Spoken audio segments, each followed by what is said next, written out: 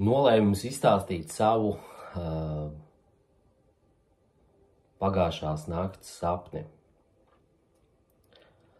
Pirms es stāstīšu to sapni, gribu uzdot jautājumu. Gan sev, gan katram, kurš klausīsies šo video. Kam ir vieglāk dzīvot? Tam, kurš zina, vai tam, kurš nezina? Ko zina vai ko nezina, par to ir mans sapnis.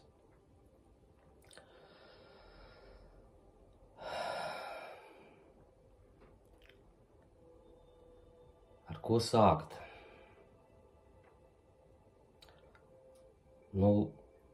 Es laikam esmu no tiem, kurš zina mazliet vairāk par citiem. Kāpēc tā ir sanācis? Droši vien, ka man dvēsele tā ir izvēlējusies. Un arī par to ir tas mans sapnis. Kurš nav vienīgais, jo es domāju par to, man vēl šodien no rīta atavas atmiņā vārdi, kaut kur Bībelē viņi ir uzrakstīti par to, ja viņi klusēs, akmeņi brēks. Lūk, un es sajūtu tādu tā kā iekšēju neirozi un savā ziņā tādu iekšēju arī diskomfortu no tā, ja es to nesaku. Tāpēc es labāk to saku. Un sapnis ir par mani un par katru no jums, no mums visiem. Radītājs ir izvēlējies tādu interesantu veidu, kā sazināties ar manu daļiņu, mana es šajā matērijas formā šeit uz zemes. Un tā forma ir izvēlēta caur sapņiem. Tā ir mana augstākā es izvēle. Runāt par to, kas es esmu, gan jau kāds gribēs, es izstāstīšu, daži to zina, daži to nezina. Bet es ļoti skaidri zinu un apzinos, kāpēc es esmu šeit.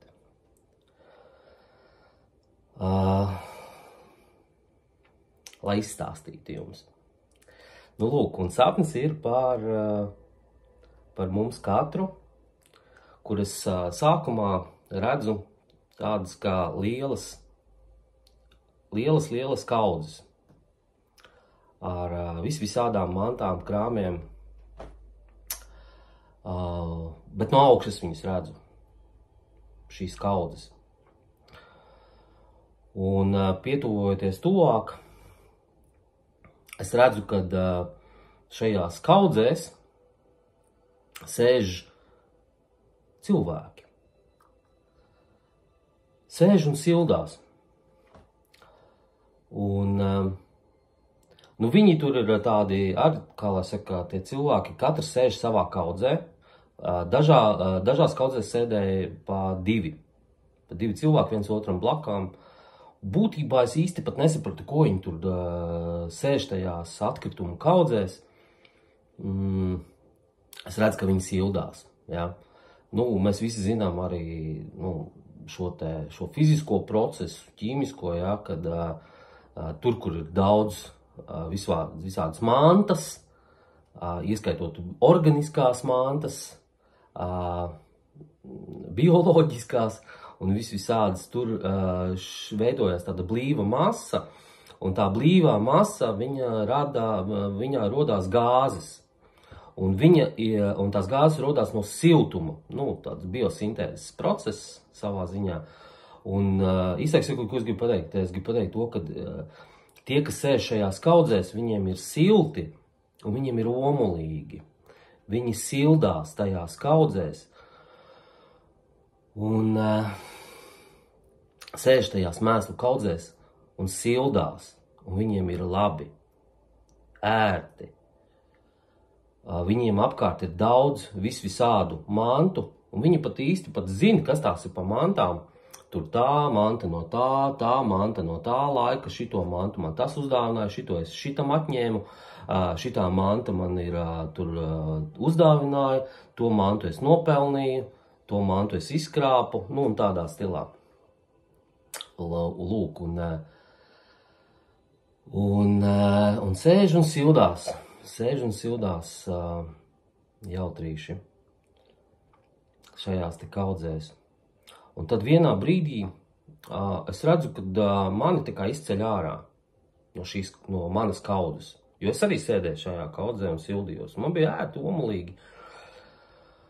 Un izcēl man ārā no šīs te kaudzes. Un pirmā sajūta, ko es izbaudīju, bija diskomforts. Nērti, vēsi savā ziņā, neierasti. Un plus vēl tas, ka tur neviena blakus nav. Jo visi sēž savās kaudzēs, ir tāds vesels poligons ar kaudzēm, un tur visi sēž katrs uz savas kaudzes vai iekš savas kaudzes un sildās. Un neviens negrib kāpt ārā. Viņi saprot, ka tās kaudzes, tas nav tas labākais variants visdrīzāk, jo viņi īsti neko neredz, kā tikai savu kaudzi, un neko vairāk arī nepiedzīvo, kā tikai savu kaudzi. Varbūt viņi redz, kas tur kaimiņam tur kaudzē ir kaut kādas interesantākas mantas, vai tur viņš var vairāk sasildīties no tām mantām. Un tam kaimiņam atkal ir mazāka kaudze, tas atkal tur, nabadzīņš varbūt nav iedzīvojies tik daudz tajās mantās, un līdz ar to viņam jādomā, kā sasildīties no savas mazās kaudzītes. Nīsāk sekot, visi sēž un sildās, un visa tā viņu loģistika savā ziņā, tā kā vārda apmaiņa un pieredzes apmaiņa, viņi visi griežās tā kā ap šīm te kaudzēm. Jo viņi jau vairāk, viņi jau neredz, kas ir pēc šīm te kaudzēm. Un arī vērtību ziņā, kā es saprotu, katra šī te kaudze ir savu veidu tā kā vērtību skala. Vērtības skala, vērtību etalons, jo katrs var lielīties vai dižoties, dižoties nepiemērots vārds, bet izrādīties ar to, kāda ir viņa kaudze. Un ka viņš tajā kaudzē ir augstu pacēlies. Un viņam ir daudz mantas. Un viņš labi sildās, un viņu silda tās mantas, un viņam ir labi, un viņš ir lepns par to. Viņš ir lepns par to. Lūk, labi. Turpinājumā sapnis turpinās ar to, kad mani izceļ ārā no šīs te kaudzes. Un es tur tikai tāds baltais virbulis, tagad nesaprotu, ko man darīt. Un atskan balss. Ej, uz priekšu, prom no savas kaudzes, es tev izcēlu ārā. Tā balss man saka, es tev izcēlu ārā no tavas kaudzes, ej un izdzīvo jauno, piedzīvo kaut ko jaunu savā dzīvē. Es tev dodu šo iespēju. Un es uzdodu jautājumu, kā tad es iešu viens pats, visi pārējie paliks katrs savā kaudzē. Lai viņi nāk man līdzi.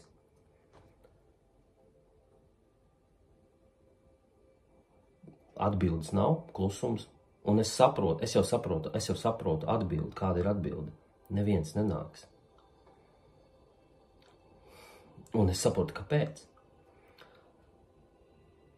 Tāpēc, kad ir nenormāli, grūti, pārcilvēcīgi grūti ir izkāpt ārā no savas mēslu kaudzes.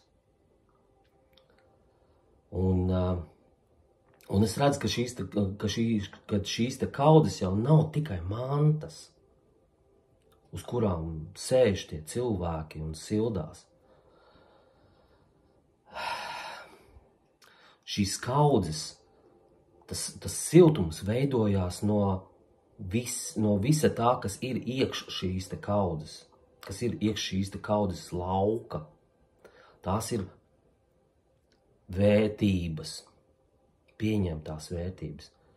Tās ir emocijas, tie ir pieradumi, tās ir atkarības, tie ir aizspriedumi, tās ir sajūtas, emocijas, pieņēmumi, domas, pieredze, izdzīvotā, atklāsmes. Īsāk sakot, arī tad šīs te mantas, viņas ir arī mentālā līmenī. Un šī te piesaista šīm mantām, tās ir tā kā saukšana. Tā kā tie cilvēki, viņi netiek ārā no tām mantām, no tām savām mēslu kaudzēm, tāpēc, kad viņi ir sauguši ar to, un viņi to pieņem kā normu.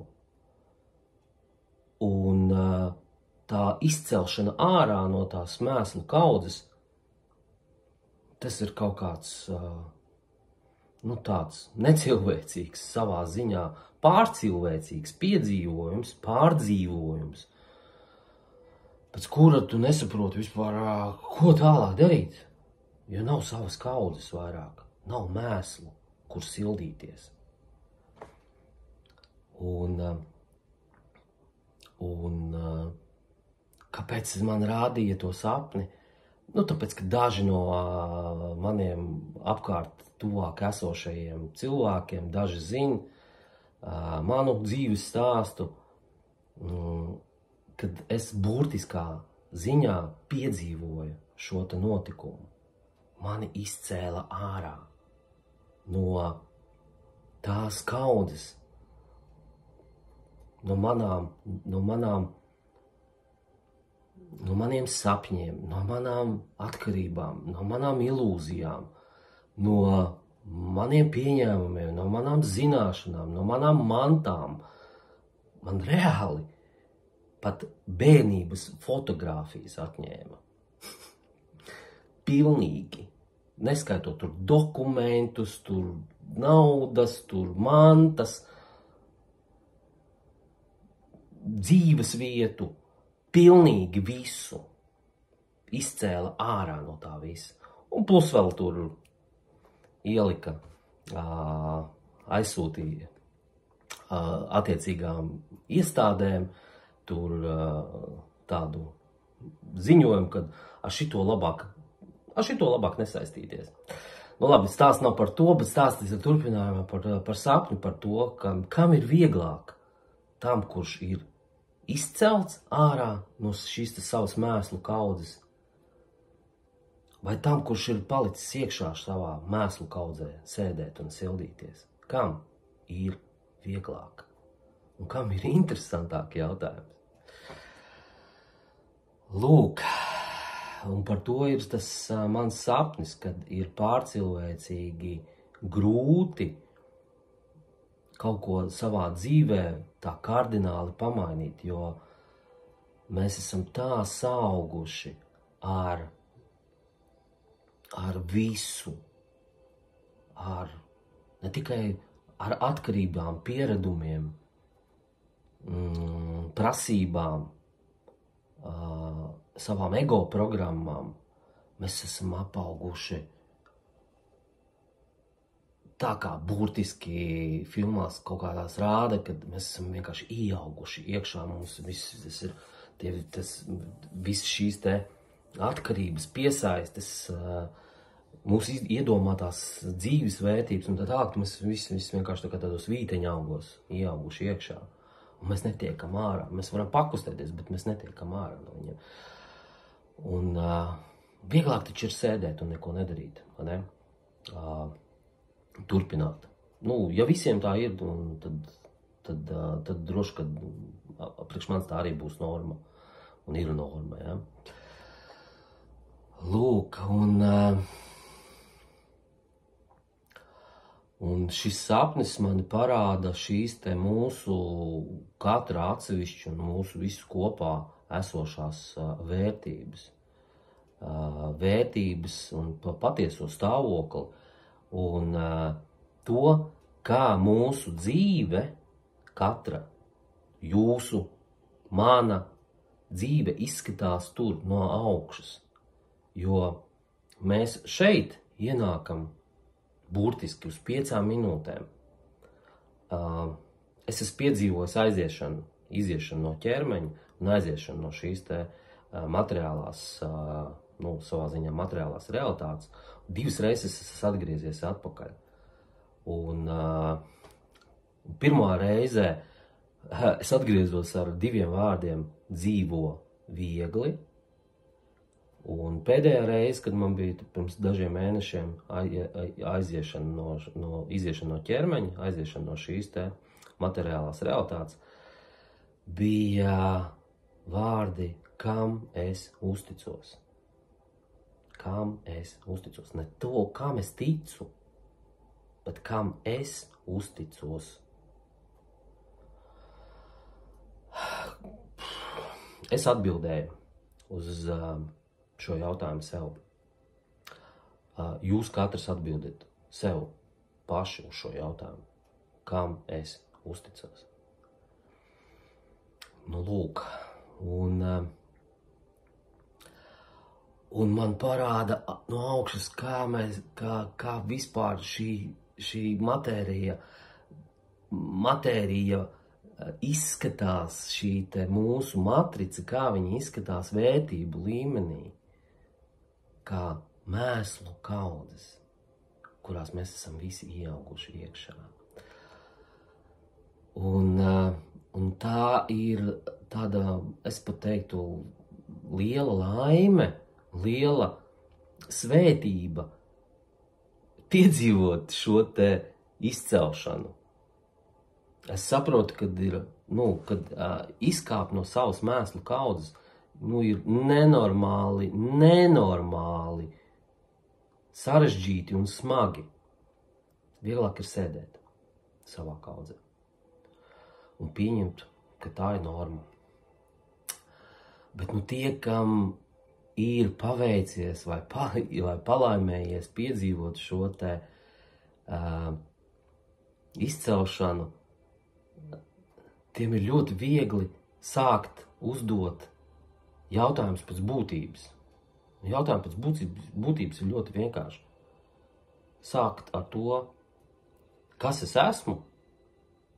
Kas es esmu bez šīs te kaudzes, bez šiem te mēsliem, bez tām mantām, bez tiem formas tērpiem, bez tiem karogiem, bez tiem nosaukumiem, statusiem un visa pārējā, ja? Es nerunāju par papīriem un visām metāliem un visiem pārējām lietām, bet kas es esmu bez šīs te kaudzes? Un ar kādu mērķi es esmu šeit atnācis? Ko es esmu atnācis šeit? Pēc kam es esmu atnācis šeit? Es noteikti neesmu atnācis šajā dzīvē, šeit labāk iekārtoties un siltāk sēdēt. Nē, es noteikti nē. Jūs katrs atbildiet paši sev. Vai jūs esat atnākuši šeit piedzīvot kā dvēseles, piedzīvot šo te fizisko dzīves pieredzi, iekārtoties pēc iespējas siltāk un pasēdēt šeit? Vai tad jūs nesat atnākuši pēc kaut kādām jaunām atklāsmēm, jaunām pieredzēm, jauniem atklājumiem, jaunām realizācijām? Tas taču ir interesantāk, ne? Tas taču ir dzīvāk. Es saprotu, man daudzi saka, kad es esmu ar putniem, un mans bērnības draugs, ar ko es esmu jau kopā 40 gadus, viņš man tieši tāpat saka, beidz filozofēt, sāc staigāt par zemi. ko es arī ik pa laikam cenšos darīt, bet man baigi tā rāpošana pa zemi ilgu laiku nesanāk, jo man ir kaut kāds mūžīgi talants kaut kur iebersties kaut kādās, kaut kādās problēmās, ja, kas saskarās ar, kur es redzu, kad tiek aizskarts kaut kādas cita ego, citu ego programmas tiek aizskarts vai tiek aizskarts kaut kādas izdomātas, nezinu, tur autortiesības vai vēl kaut kas, un neaiztiec, tas ir mans, un netuvojies. Un tāda parasti tā nostāja, ja. Ej garām, netraucē man te sēdēt savā kaudzē. Nu labi. Un kāpēc cilvēkiem nepatīk dzirdēt un klausīties šādas tēmas, tāpēc, kad viņas ir nērtas. Šīs tēmas ir nērtas priekš tiem, kas viņas dzird, jo šīs tēmas atspoguļo būtību. Nu, šī konkrētā tēma, šis konkrētais sapnis, viņš atspoguļo būtību, kā ir patiesībā, kā tas viss izskatās no augšas, nu, no citas paralēlās realitātes vai no cita esības plāna, kā tas viss izskatās, kas ir šeit.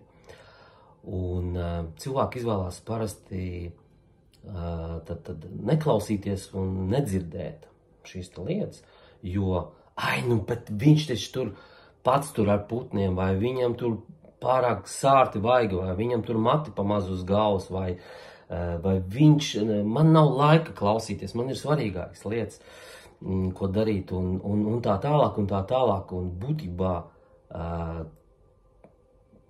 tas visas ir atrunas, jo tie, kas nav izauguši no sava ego vēl un izkāpuši ārā, viņiem šīs tēmas būs vienmēr nērtas. Un viņiem būs nepatīkami klausīties. Un viņi darīs visu iespējamo, lai šīs tēmas iet viņiem garām. Tā ir katra brīva izvēle.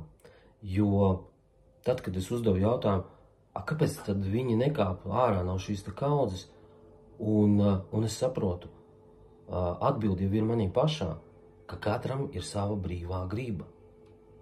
Un brīvajā gribā neviens neiejaucās.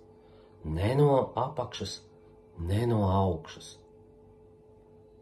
Sēdēt savā mēslu kaudzē un sildīties, tā ir brīvā griba, brīva izvēle. Nu, ja gribi, sildies. Tā ir tava izvēle. Lūk. Un tad es uzdodu jautājumu, kā ir vieglāk dzīvot vai izdzīvot? Un noteikti sākt dzīvot ir grūti sākt. Uzsākt ir grūti, bet pēc tam ir viegli. Pēc tam viss ir viegli. Tas tieši tāpatās kā runāt, tad taisnību vai patiesību ir ļoti viegli. Grūti ir to sākt darīt. Uzsākt ir grūti. Tāpēc, kad tas prasa piepūli. Tas prasa kaut kādas izmaiņas. Tas prasa no kaut kā atteikties. Tas prasa kaut ko atstāt. No kaut kā atbrīvoties. Lūk, tīri fiziskā plānā kaut kā loģiski domājot. Un vai izdzīvot ir viegli? Nē, izdzīvot ir grūti.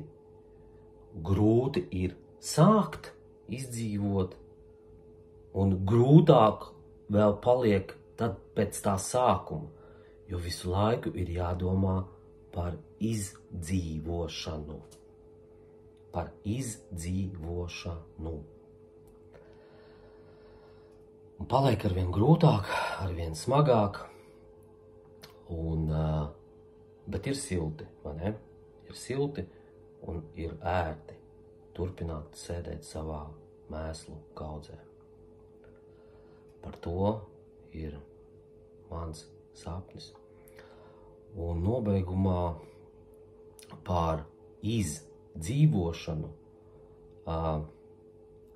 mums tieši tādā latviešu valodā, saucamajā latviešu valodā, ir tādi zīmīgi vārdi, kas mums parāda priekšā jau pašu būtību, jo skaidrs, ka mēs neesam autori šiem vārdiem, šai valodai, tāpēc, ka mēs viņu lietojam, mēs viņu tur rakstam, mēs liekam savus domu formas, savus sajūtu formas iekšā, tēlus šajos te vārdos, bet mēs neesam autori. Ne šīm rakstuzīmēm, ne šiem vārdiem. Un arī pat ne Krišjāns Barons ir autors, ja, kurš it kā salasīs apkārt staigādams pa sētām, pa lauksētām šīs te tautu dziesmas. Un lūk, un kaut vai tikai pāris daži vārdiņi. Izglītoties vai izglītība vai zinātnieks vai jūrnieks vai, tur priekšānieks, ja? Mēs paši lietojam tos vārdus. Mēs liekam viņās iekšā pilnīgi nopietni. Ikdienā mēs tos vārdus lietojam, mēs liekam savus domformas, tēlformas, mēs to visu dzīvojam, mēs viņu pieņemam kā normu, runājot par niecību, par galdniecību. Es negribu nevienu aizskart, un tāds nav arī mans mērķis, iet runa tieši par šiem te vārdiem, par to, kādas vibrācijas izdala šie te vārdi, tad, kad mēs viņus izrunājam. Ja? Kāpēc nav, pieņemsim, nevis izglītības sistēma, bet kāpēc nav zināšanu sistēma vai zinību sistēma? Kāpēc ir medicīna, bet nav veselības sistēma? Pieņemsim, ja mēs runājam par sistēmu. Un tādā garā.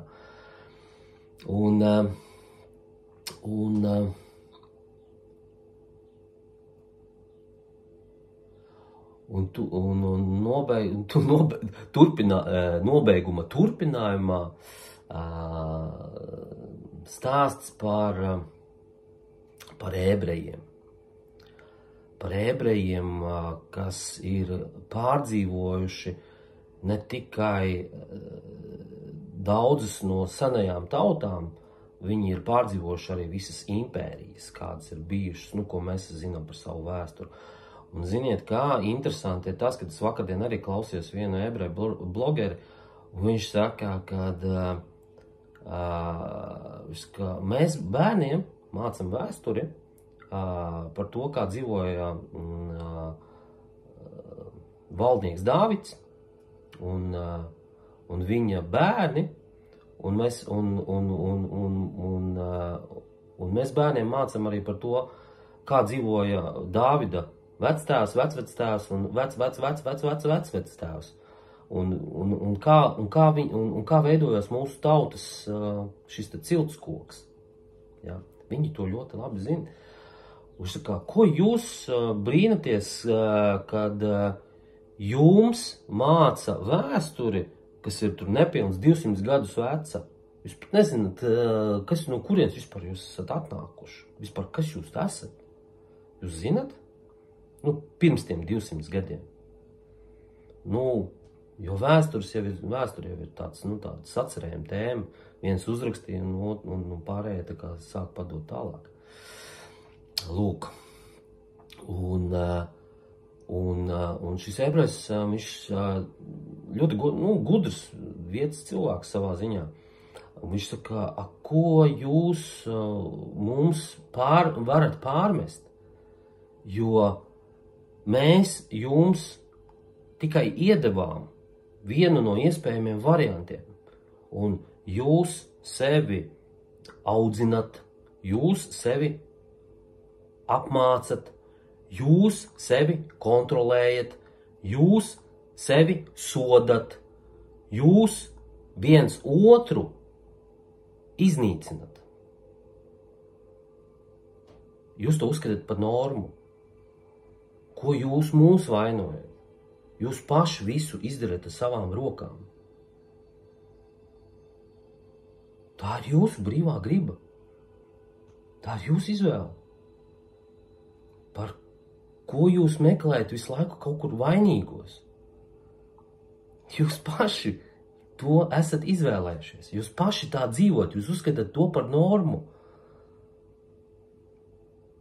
Nav bijuši ebreju vēsturē cietumi, tāpēc, ka viņos vienkārši nebija kam sēdēt. Tāpēc, ka viņi savējos, ja viņš ir kaut ko tur nogrēkojies vai kaut ko nepareizi izdarījis, nu kaut ko dzīvē cilvēks nav sapratis. Jo kļūdās jau visi. Nav te ideāla, nav neviena. Te katrs izdzīvo savu pieredzi. Nu, ja viņam tādu pieredzi vajadzēja, viņš viņu izdarīja, ja viņš ir nodarījis kādam zaudējums, kaitējumu vai pārdarījumu, nu tad viņš atstrādā. Bet te jau atsēž. Kaut kādā viesnīcā ar rūtiņām vai restēm. Nu, saprotiet, tas ir... Ko paņemsi, ar to dzīvosi. Tieši tas pats ir ar vērtību ziņā. Ar ko pieņemsi, ar to arī sadzīvosi. Lūk, un droši vien, ka būs vēl kāds, pastāstīšu vēl kādu sapni, jo man šo sapņu ir jau sakrājies diezgan. Un savā ziņā ir viegli. Savā ziņā ir grūti, tāpēc, kad te stāstot šos sapņus, cilvēkiem ir interesanti klausīties, bet viņiem ir nērti dzirdēt daudzas lietas, jo tās atspoguļo viņu būtību. Un tāpēc ir vienlaicīgi gan viegli, gan arī smagi, jo nedzird un negrib saprast. Bet mans uzdevums, mana izvēle ir izstāstīt un pateikt. Ko ar to darīsiet? Jūs katrs pats izlemiet savā vietā.